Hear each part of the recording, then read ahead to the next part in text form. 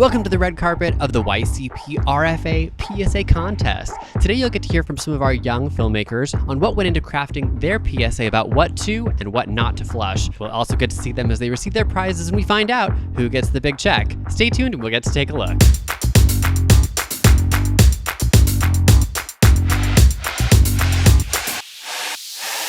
For RFA, we are dedicated to consumer education, so partnering with YCP and LA County SAN to create this public service announcement contest has been phenomenal. The energy is just palpable.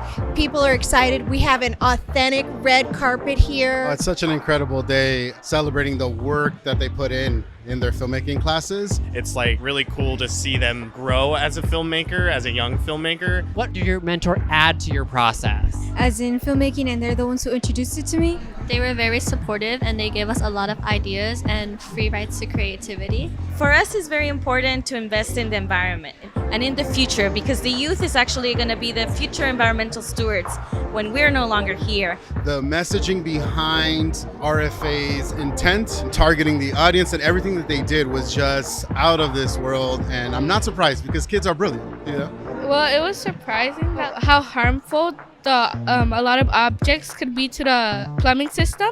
We learned not to flush non-flushable stuff down the toilet because it can ruin the pipes. If it has the do not flush symbol, don't flush it. Don't flush makeup wipes. Do not flush non-flushable wipes. Be careful what you flush, don't flush wipes or feminine products, stuff like that.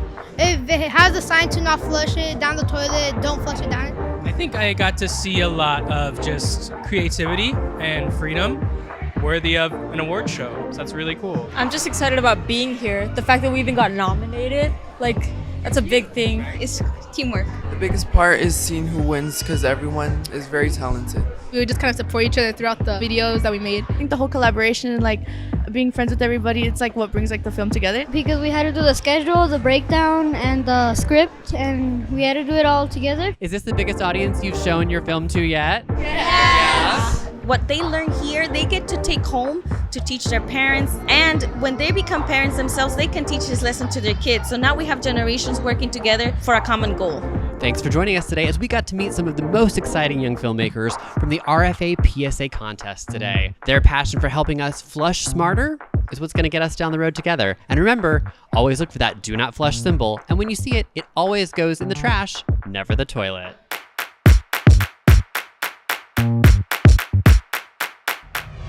Hi, everyone. I want to thank you for joining us for the Responsible Flushing Alliance's 2025 annual meeting, a group dedicated to improving consumer education and downstream outcomes related to everything we should and shouldn't be flushing. The video you just saw is just one way that RFA is supporting creative, innovative approaches to reach consumers and share our key messages with them. And weren't those kids great?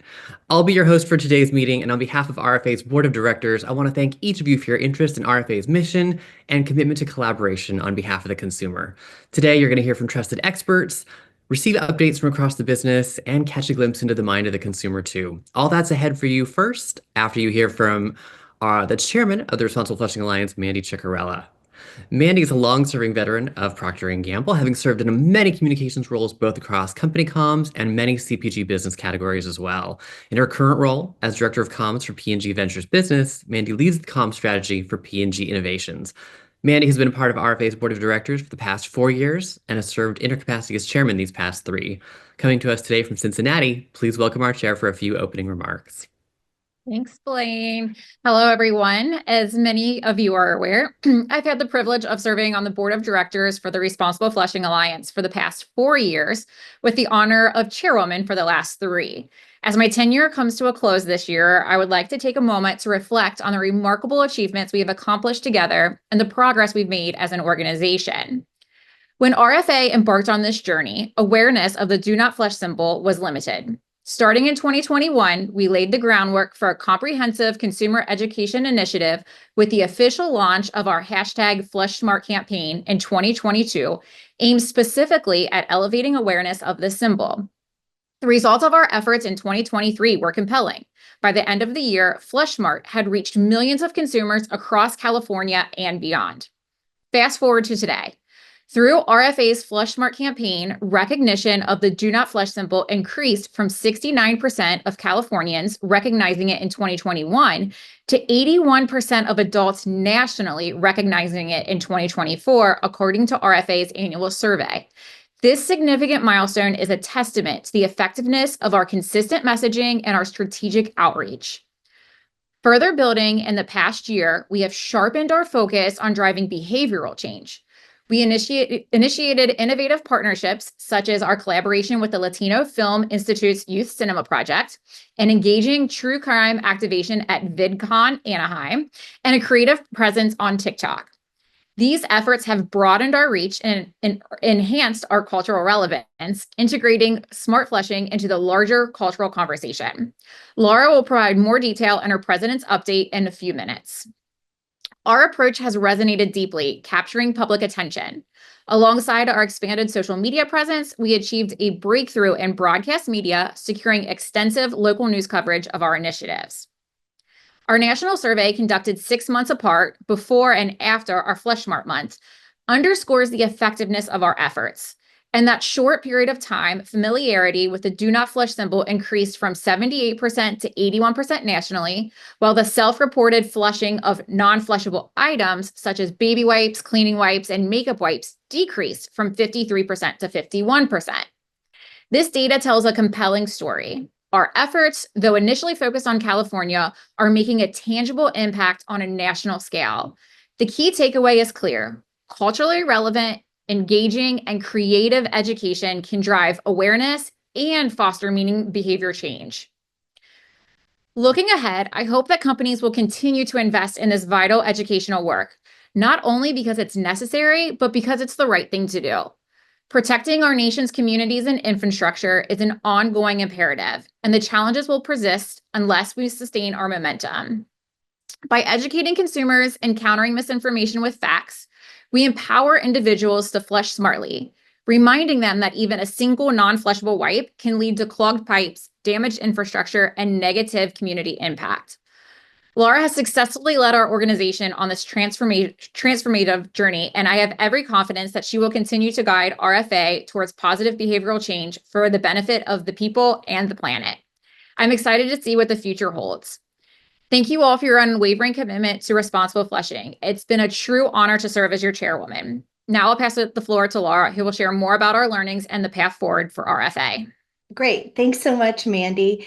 On behalf of everyone at the Responsible Flushing Alliance, I'd personally like to thank you for all of your time and dedication spent over the last 3 years as you've served as chairman of the board. We are grateful for all you've contributed, but are sad to see your tenure as chairman come to an end. You brought communication prowess and a passion for connecting with consumers, and it has helped us reach heights I don't even think we expected. I also want to thank you for your support that you've shown me and your mentorship as we are transitioning from generating broad consumer awareness to more focused consumer engagement on our journey to make lasting behavioral changes. I'd also like to thank P&G for fostering an atmosphere where executives can give their time and talents to organizations such as ours. So Mandy, to commemorate your 3-year tenure with us, I'm happy to present you with this award in recognition of your tremendous contributions. Oh my gosh, you're too sweet. That is funny. Thank you so much. And it has been an honor, true honor, to represent the board. Great, thank you. And so at the beginning of the meeting, we showed you our red carpet event video from the Youth Cinema Project collaboration. Before I jump into my presentation, let's roll one of the PSAs that won top honors from elementary students called Don't Flush It, Trash It.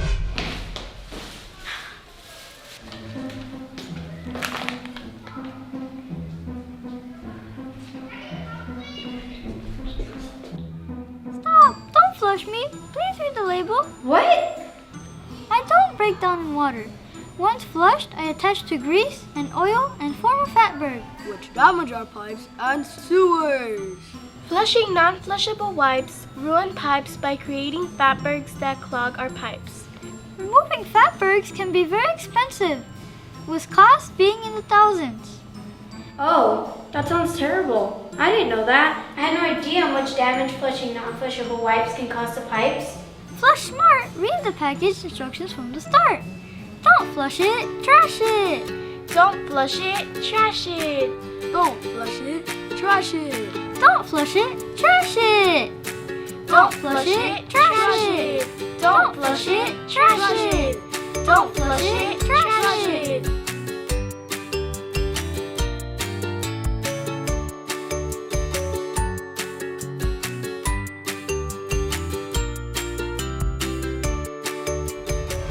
I was just really blown away by the creativity of those kids.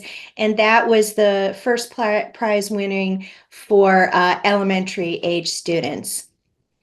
So let's jump into our results from 2024. As many of you have been with us since our inception in August of 2020, but for those of you who are newer to our organization, let me provide you with a brief background. The Responsible Flushing Alliance is a nonprofit organization dedicated to consumer education around what should and should not be flushed. Our aim is to help challenge consumer behavior and drive awareness that smart flushing habits keep our homes and communities healthy. As you can see, we are a coalition of wipes manufacturers, wastewater agencies, and other nonprofits dedicated to educating consumers about proper flushing habits.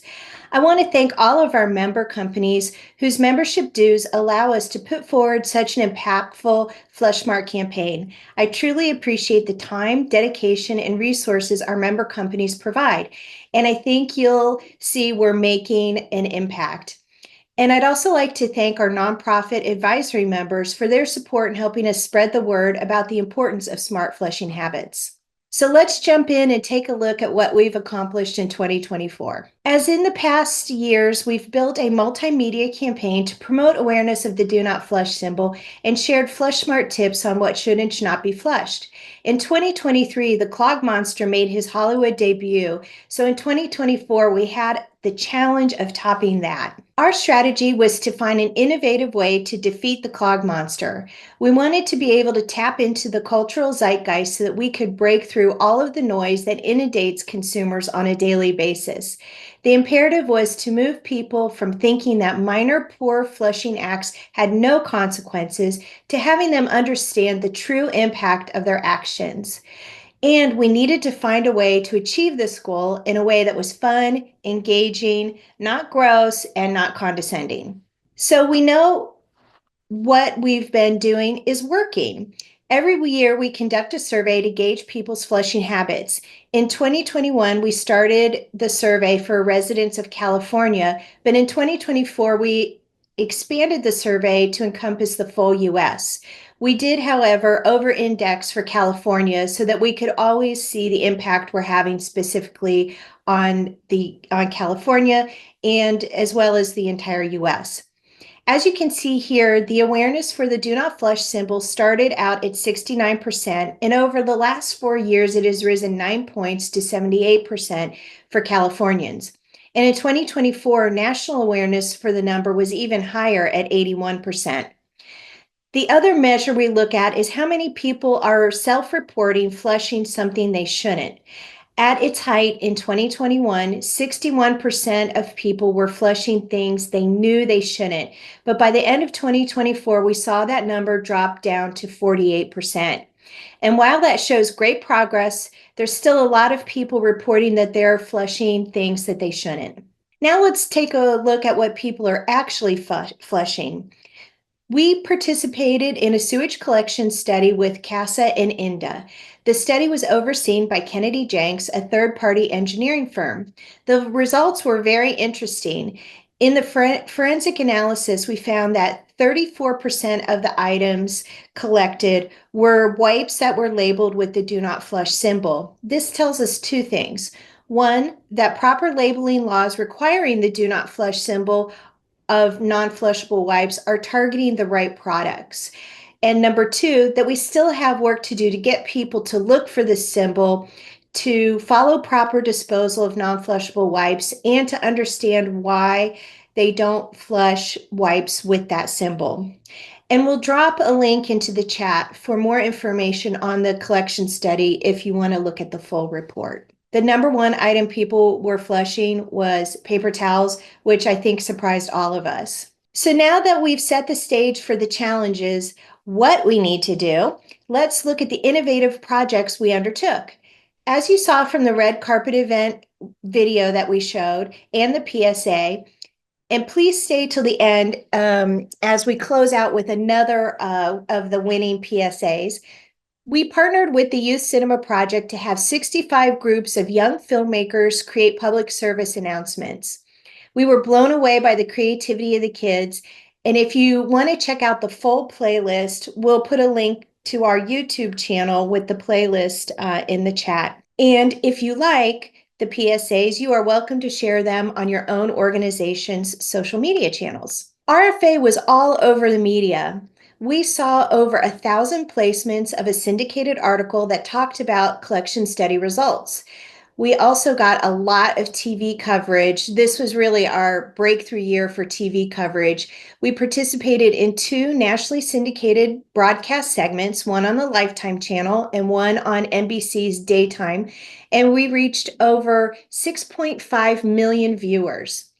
And we placed print ads in the USA Today Go Escape Winter Travel Guide, as well as Esquire magazine and the Los Angeles magazine. But wait, what is this breaking news? Remember how I said we had to top Clog Monster's Holloway debut in a way that connected to the cultural zeitgeist? In 2024, we took a tongue-in-cheek take on true crime popularity. We created a film noir campaign for Flush Smart Month focusing on crimes of flushing, featuring Detective Vincent Drains and his sidekick, a singing and talking toilet, Mel. We were on the case to stop toilet crimes. To bring our toilet crimes to life, we hosted a live in-person activation at VidCon, where content creators from all over the country descended upon Anaheim for 4 days. Detective Drains and Mel walked participants through the crime scene to help solve the toilet crimes. Both Drains and Mel interacted with thousands of attendees, and we heard time and time again that a single singing toilet was very attention-grabbing. We also provided our members with creative assets and toolkits to help us spread the word in July, which is Flush Smart Month. As you can see, 2024 was a huge breakout year for us. We had 3 major initiatives and were able to reach more consumers than ever before. Additionally, RFA provides free and downloadable materials to help wastewater agencies across the country. Check out our website and be sure to sign up for our monthly newsletter, which is available on our homepage. We'll drop a link into the website chat for the website. And if you're interested in more details about our 2024 campaign and our successes, we'll also provide a link to our annual report in the chat. The annual report is posted not only on the RFA website, but as well it's posted on the California State Water Board website. So thanks so much for joining us today, and don't forget to stay connected or reach out to me if you're interested in becoming a member. Be sure to find us at #FlushSmart on social media channels. Thank you, and I'll send it back to Blaine. Thanks, Laura. As you can see, RFA is taking a head-on approach to storytelling that invites consumers and residents of all ages to think more and more creatively about avoiding those costly downstream damages that can occur when we feed the clog monster. And it's all thanks to the support of our members. Now we invite you to see firsthand a couple of the great things that Laura talked about. 2024 really was a jam-packed year for RFA. Let's take a look back at some of those important highlights now. In 2024, the Responsible Flushing Alliance got people talking and flushing smarter in our biggest year yet. First, we went deep behind the pipes and shared results of the largest sewage collection study, which took place in 2 locations in California. We conducted a forensic analysis of over 1,700 samples to see exactly what is being flushed, and the results might surprise you. 53% of the items were paper towels, 31% were wipes labeled with the Do Not Flush symbol, 7% were period products, 5% was trash, and less than 1% were fragments of flushable wipes, which were in the process of falling apart. News of the collection study went local and national. Next, we engaged students with a partnership with the Latino Film Institute's Youth Cinema Project, developing the skills of 65 junior filmmaker teens who shared their talents by creating public service announcements with our message of smarter flushing. 11 winning teams took category top honors at our red carpet event. Kudos to their hard work and creativity. Next, we celebrated Flush Smart Month in July, and our message went wider than ever with our first interactive pop-up exhibit at the VidCon Creators Convention. Detective Vincent Drains and his sidekick Mel, the singing toilet, were the hit of the show. They engaged attendees to help solve crimes of flushing and reminded them what should and should not be flushed. And it paid off. In a national survey, we polled Americans after Flush Smart Month and found that 81% of adults reported being familiar with the Do Not Flush symbol, 3 percentage points higher than before Flush Smart Month started. And in California, we've seen even more progress as recognition has risen a whopping 12 percentage points since our efforts began in 2021. We turned up everywhere in 2024, and on social, people ate up our smarter flushing message. With your continued support, the sky's the limit for RFA in 2025.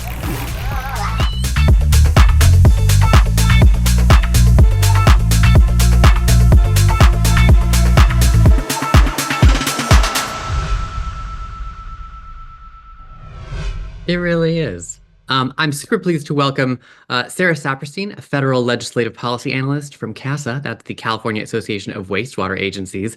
Please help me welcome Sarah, as she shares more today about the federal legislation being proposed called the WIPPES Act. Feel free to use the chat function here in Zoom to ask your questions, and time permitting, she'll help us answer a few of them on the call. Sarah? Thank you, Blaine. Hi, everybody. I'm so thrilled to be here. I want to thank RFA for inviting me to participate in your event today. And I want to thank all of you RFA members for all the work you've done over the year to support RFA's mission to increase smart consumer habits when it comes to the flushing of wipes. These efforts have been exponentially helpful to me and my work over the last few years, as I work with our fellow stakeholders from industry, water, and the environment sectors, some of whom are RFA members themselves, to advance complementary federal do not flush labeling requirements for non-flushable wipes. And that's what I'm here to talk to you about today. I'm going to provide an overview as to what's transpired over the last year in the 118th Congress, where things ended in 2024, and where we are now and where we plan to go in this new year and new Congress. And I want to just say up front, I'm going to harp upon the unique qualities that continue to percolate within the Do Not Flush effort at the federal level that make it politically viable time and time again in each new Congress. And so before I go into the nitty-gritties about what happened in the 118th Congress, I'm going to couch this in saying what is now probably maybe you've heard a proverbial statement often used to describe the federal policymaking process, which is that while you may enjoy sausages, you don't necessarily want to see the process of sausages being made. And the federal policy process is very much the same at times. It can be messy, it can be unpredictable, and it can be uncertain. But if you have sound policy, you have the right people making your ask, and you are able to proactively respond to every twist and turn, you are able to navigate it. And the WIPPES Act is a crucial example of what it takes to navigate the federal policymaking process. So in the 118th Congress, the WIPPES Act was bipartisanly, bicamerally introduced by House Representatives Lisa McClain, Republican from Michigan, and Mary Peltola, Democrat from Alaska. That bill was HR 2964. And in the Senate, it was Senator Jeff Merkley, Democrat from Oregon, and Senator Susan Collins of Maine, Republican. And that number was S1350. And upon the introduction, our stakeholder coalition immediately got to work doing targeted outreach in a collaborative manner to the committees of jurisdiction for the WIPPES Act, the House Committee on Energy and Commerce, and the Senate Committee on Commerce, Science, and Transportation, as well as the broader congressional personal offices, to get the WIPPES Act prioritized on the committee's agendas. This outreach included meetings with congressional and committee staff in a collaborative manner with the stakeholders within our coalition, letters of support from our coalition to committee leadership, as well as letters of support campaigns by individual coalition members. as well as development of informational fact sheets that we used when appropriate. And though while we had this really wonderful and remains true today, collaborative, engaged effort with our coalition on outreach, we were initially challenged, and we knew off the bat, by three obstacles to getting the WIPPES Act prioritized, simply because of more logistical administrative reasons than substantive. The first was that while the do not flush effort is common sense, it's important, we all know that, it was still relatively new at the federal level, and so we had to do a lot of education work before we could make the ask. Second is that while we have a bicameral bipartisan bill, the committees of jurisdiction had some really pressing high-profile policy topics that they needed to hammer out as well in the 118th Congress, and these policy topics could have easily dwarfed the WIPPES bill from being able to be added to the agenda. And then the third was that our bill sponsors were not members of the committees of jurisdiction, which meant we had nobody inside the committee championing our issue on our behalf. And so we as a coalition and sponsoring offices had to do all that work and from the outside in to get it prioritized.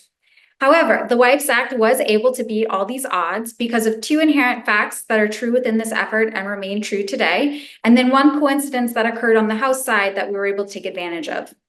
So the first two just true facts about this effort at the federal level is that because of the hard work done at the state level, in particular California's effort to negotiate a compromise with the WIPPES industry in the water sector, the WIPPES Act policies are not only defensible, but by and large appropriate in scale and scope when we took it to the committees of jurisdiction.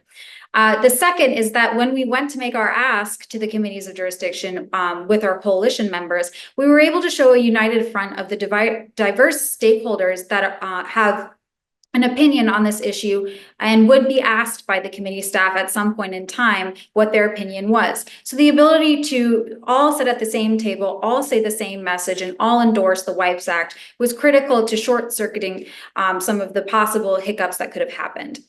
And then the third, which is the coincidence element on the House side, because at this point we were doing a both Senate and House outreach strategy, but this element on the House side really focused our attention on the House, in which then afterwards we moved towards the Senate.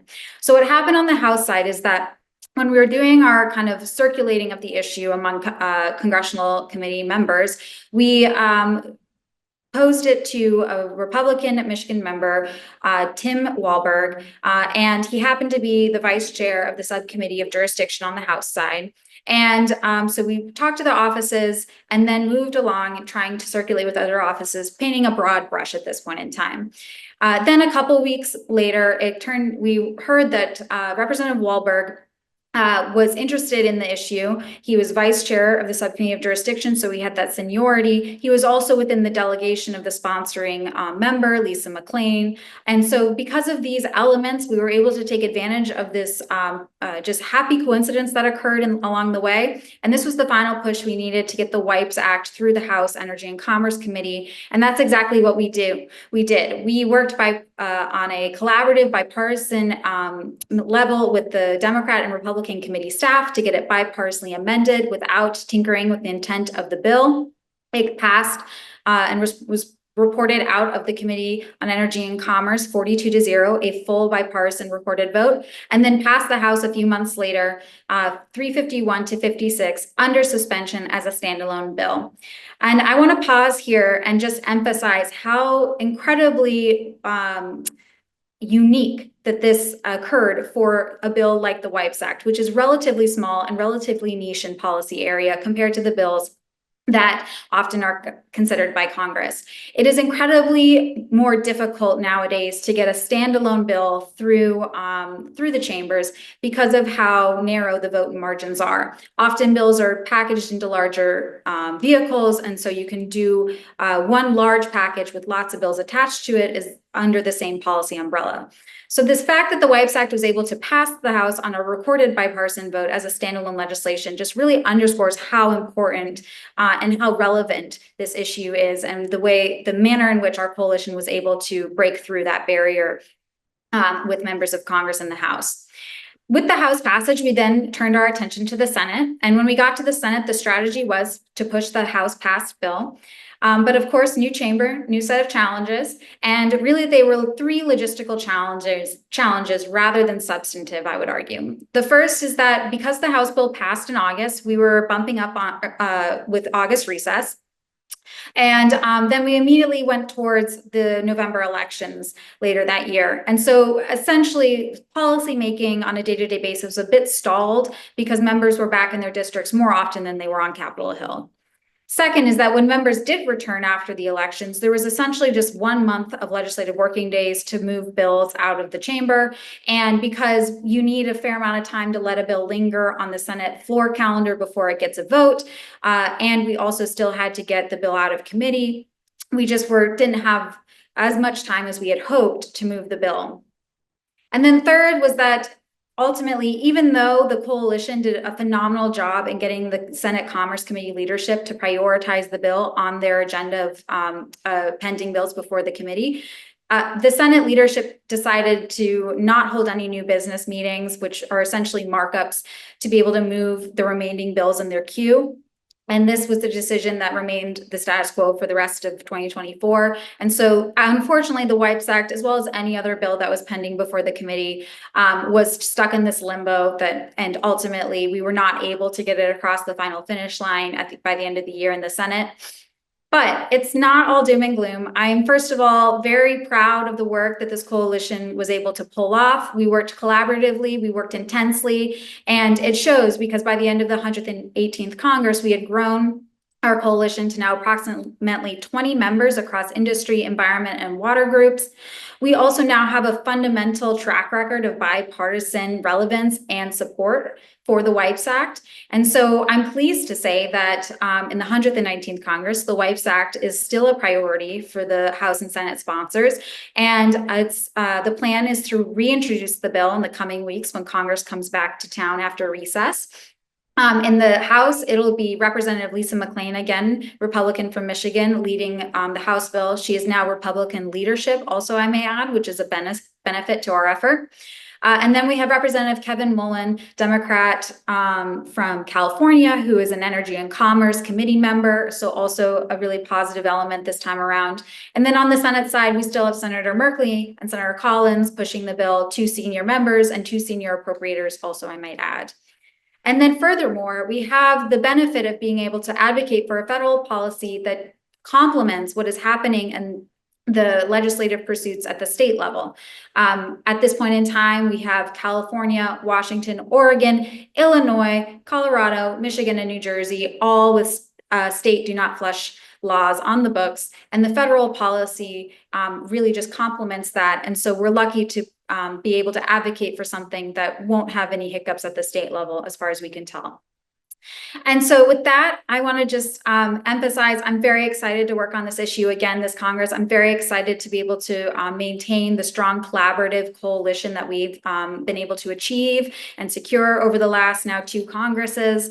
And with that, I want to also just add, if any of you in the audience are interested in getting engaged on this effort, doing outreach, joining our coalition, we'd love to have you. I would be thrilled to talk to you about it. I provided my contact information to RFA, as well as some background materials on what the types of letters we will typically send during a Congress to advocate for this issue. And so with that, thank you so much. Thank you, RFA, for having me, and thank all of you. I'm happy to take any questions. Thanks so much, Sarah. I know we're going to be capturing questions currently, but also throughout the rest of the session. So if you do have questions for Sarah, she'll be rejoining us at the conclusion of today's meeting with the rest of our panelists as well. Huge thank you to Sarah for sharing her insights in this legislative lens that's so critical to understanding just how change gets driven. As we've already seen, Californians have been increasing their awareness of the symbol, its placement on packaging, and how to think more critically about creating smart flushing habits too. With today's changing legislative environment continuing to unfold, let's take a look at how those do not flush efforts are taking shape in Michigan today, ahead of what's being proposed nationally. A new Michigan state law requires wipes brands to display the do not flush symbol prominently on non-flushable wipes packaging. This includes baby wipes, cleaning wipes, and makeup removal wipes. Non-flushable wipes are meant to be strong and should never be flushed. This law does not apply to wipes labeled as flushable because they're not made of plastic and pass flushability testing to ensure they break down in water like toilet paper. Knowing which wipes aren't flushable is important to keep them out of Michigan's sewer system. Did you know 90% of wipes sold today are not meant to be flushed? The other 10% of wipes sold in the United States are flushable wipes, which are meant to be a supplement to, or replacement for, toilet paper. The Do Not Flush symbol is an important tool for educating consumers about proper disposal practices. Almost 93% of those surveyed say they think they know what is or isn't flushable. However, nearly half, 48%, of Michigan residents reported flushing something they knew they shouldn't. In this test footage on the left, you can clearly see how the baby wipe doesn't break down in water, since its long, often plastic fibers keep it intact. These should always go into the trash, never the toilet. However, the flushable wipe in the middle and the toilet paper on the right both break down as intended. When non-flushable items do make their way through municipal sewer systems, they create rag balls that can clog or break wastewater equipment. With labeling guidelines in place and residents following smart flushing habits, we should see these surprise cleanup expenses decline, saving Michigan ratepayers more than $18 million a year. For more information about flushing smart in your community, visit flushsmart.org for helpful materials and more. As we know, consumers across the country truly do sometimes say and think the darndest things, especially when it comes to their flushing habits. And when it comes to data, there's no thing as being too smart about how to reach them in our communities. Please join me in welcoming Emily Halford and Caitlin Kelly from Burson to share the latest look at some relevant consumer strategies and an activation plan for the year ahead as we get smarter together to help avoid these damaging, costly outcomes. Emily and Caitlin? Thank you so much, Blaine. Emily Halford with Burson, part of Laura's combined communications team. A real pleasure to be here with you today. Really exciting to see the success that we've had, and you get a sneak peek at how we're going to keep that up this year. You've heard a lot of information about how the success that we've seen has really shown awareness of the Do Not Flush symbol. We've certainly had to not just meet, but continue to advance some of the mandates that are set out by the law and just continue to build and invite new folks into RFA's mission. So with that foundation, we got to keep going. So where are we going? As you've heard, we have great awareness, but we still see some behaviors happening. So we have designed a campaign for this year that really focuses on changing consumer behavior. The act of what happens, go in the trash, not the toilet. And then as well, yes, the do not flush symbol is pretty clear, but actually there are layers to it. There's some deepening conversations that we can have that more aggressively attack some misinformation about flushability, which we see continues to sustain. So my colleague Caitlin is going to take you through the how, basically our strategic framework for this year, the what are the tactics that are going to bring this to life, and the when, the calendar of efforts. And we really invite you to join us on this mission as we continue to push creativity, tap into the cultural zeitgeist, and really help RFA change behavior. Thanks so much, Emily. I appreciate that kickoff. And as Emily mentioned, we've really focused on evolving our objectives for this year. And with those different objectives, we're really leaning in on focusing our strategic approach. And we're doing that by tailoring our messages to our different key audiences and stakeholders, and using the data and insights that our research, as well as our previous activations, have brought to light over these past couple of years with RFA, and making sure that we're showing up on the most impactful channels with the right messengers to help deliver that change message to our consumers. So when it comes to changing consumer behavior around improper flushing, our research has revealed that, as Emily mentioned, there are a couple of different barriers for consumers. The first is that consumers don't know the difference between non-flushable and flushable wipes. Let's be honest, there are all these white square soft fabric. Like, it's hard to tell the difference when you're looking at it, but we know that there are differences. And when you're not aware of that, people can make assumptions. So they make assumptions that all wipes are the same. It's fine. They fit down the toilet. They can go there. Or that all wipes can't be flushed. They're all bad. But we know that that's not the right information. So it's our job as RFA to help educate. We've also seen that consumers know they shouldn't flush these things, which is something that came up in our research. In fact, 80% of consumers said that they are very confident that they are knowledgeable in what should and shouldn't be flushed. However, 50% are still doing it anyway because they think that one wipe won't make a difference, but it does make a difference. So our goal with this year's Flush Smart campaign is to capture consumer attention in that kind of groundbreaking way as we've been doing, but provide information with perhaps unexpected messengers coming from a different voice. And we're going to do that by issuing a call to action that lets people know that they can make a meaningful impact in this issue. And that, yes, every wipe does make a difference. Let's make that very clear. And in addition to consumer education, it's also important for us to make sure that we're engaging with this community that we have here of different experts and stakeholders. And we've seen that we've really made great strides in terms of raising awareness of the Do Not Flush symbol. And we want to keep up that momentum. But lately, especially in local news, as we see this new wipes legislation come to fruition, some things that Sarah's working on, there is quite a bit of confusion about what this legislation actually means. And sometimes there's also misinformation coming out on flushability. So our goal as RFA is to be that trusted resource to provide credible information on responsible flushing for consumers, also for wipes manufacturers, for wastewater agencies, and media as well, to make sure that everybody's getting the right information on what can be flushed and what can't be flushed. So how have we been putting this into action? We've already made some strides this year. So as you saw in the video just before this, we're focusing on Michigan first, since they have a new legislation that just rolled out on February 1st. And in partnership with the Michigan Water Environment Association, MWEA, we've been sharing those educational materials to local stakeholders and media, encouraging Michiganders to look for the Do Not Flush symbol on non-flushable wipes and being very clear that's baby wipes, cleaning wipes, makeup removal wipes, so they can understand the difference. We're also doubling down on the science of flushability standards because there is, again, some confusion there. So showing content like that Sloshbox video that you saw earlier that shows the difference between these types of wipes and how they break down in water, and showing that they are in fact made differently. So we're reaching out again to our local stakeholders, we're reaching out to media, but we're also reaching out on owned and paid to make sure that we're getting in front of the right folks at the right time.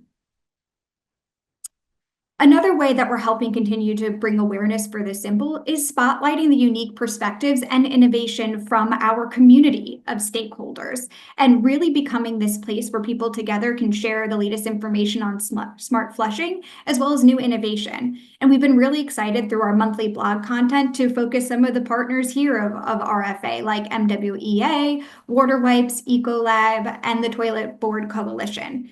So we do ask that if you have any news to share or you want to chat about your thoughts on smart flushing or maybe in ways that you're reaching out to your local constituents to help spread the news, we would love to feature you in an upcoming blog post. So please reach out to Laura to get in touch with us, but we are excited to continue building this RFA blog as a hub of factual information that everybody can go to learn about how to flush smart. All right, now the moment that we've been waiting for, that everybody's teased, what is happening for Flush Smart 2025? Well, in 2024, we tackled the problem. As Laura showed, toilet crimes are wreaking havoc in our pipes and in the nation's sewage system, and we need to do something to stop it. So this year, we are excited to introduce our RFA solution, and that is potty training for grownups. Grownups, why are we talking about parents? Well, when we did our research in our national survey, we learned that sometimes parents are worse rule breakers than their unruly kids. In fact, 60% of parents were the ones who were more likely to be flushing those non-flushable wipes and other non-flushable items. You can see on this slide some of the most commonly flushed non-flushable items, and we're seeing baby wipes continue to be on there. I think that there's quite a bit of confusion. Actually, there's also a large amount of men who are flushing things that they shouldn't. So maybe we need to do a little bit of clarification around what types of wipes can be flushed. So that's led us to the idea of how do we go back and potty train grown-ups and make sure that they're learning the do's and don'ts of responsible flushing. A couple ways that we're going to be bringing this to life. Again, a teaser for what's to come ahead, but we're really excited that we've come up with a couple of creative approaches. One is building on the momentum of everybody's favorite real-life talking and singing toilet, Mel. We know that music can really help spark learning and retention, and that's why we often see it as a tool that's used as part of potty training for kids. Well, for this Flush Smart month in July, we're going to be tapping into comedic influencers to help us create responsible flushing anthems that will become the grown-up version of potty training songs for our adults out there. So stay tuned. That's to come in July for Flush Smart month. And then as we get to back to school season, we know that that's the time, where adults are, especially those with toddlers, are getting crazy, making sure their kids are ready for the school season.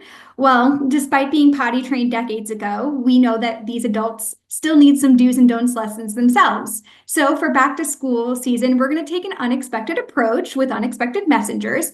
And we're going to have parents go back to the bathroom classroom, and their cute toddlers who have just mastered potty training themselves are going to teach the adults the do's and don'ts of responsible flushing.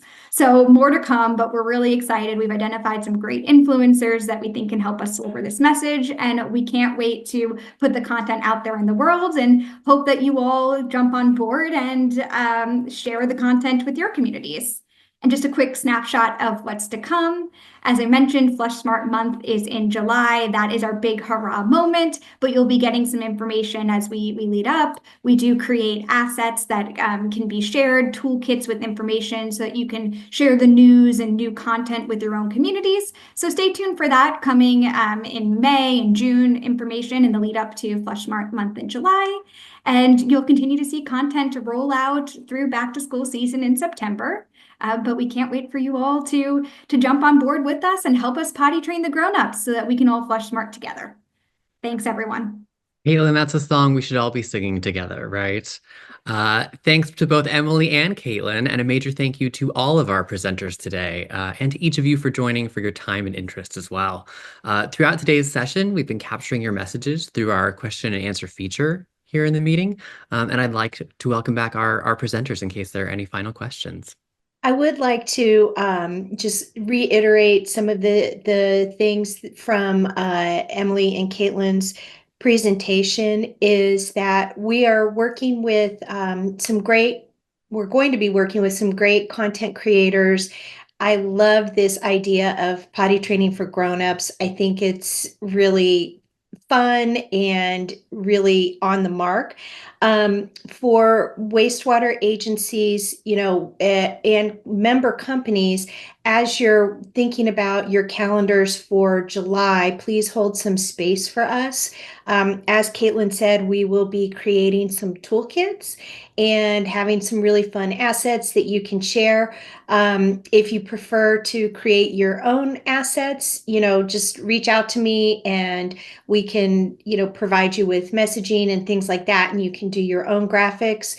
But the way that we really have been successful in starting to shift consumer behavior over the last few years is with your help and support. So it's not just RFA, it's other people sharing the information through their channels and to their audiences as well. So let's try to even do more this year. Love it. Thank you, Laura.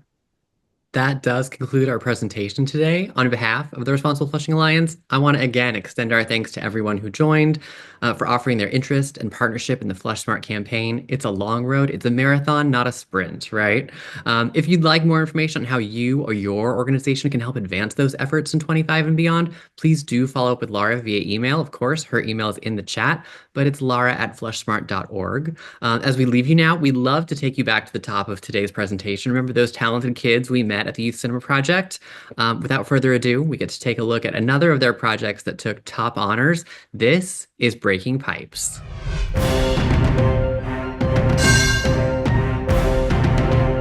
Good morning, ladies and gentlemen. I am Moses Almanza. We interrupt your daily broadcast to inform you that the clog monster's on the loose. Local authorities need your help. Non-flushable products are ruining our pipes. 75% of the community recalls saying that do not flush them, but too many people still flush them anyway. This is shocking footage of the clog monster.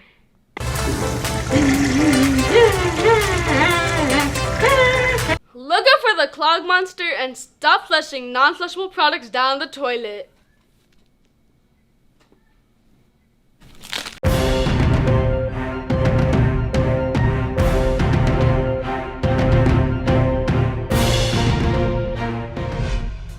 Thanks, everybody.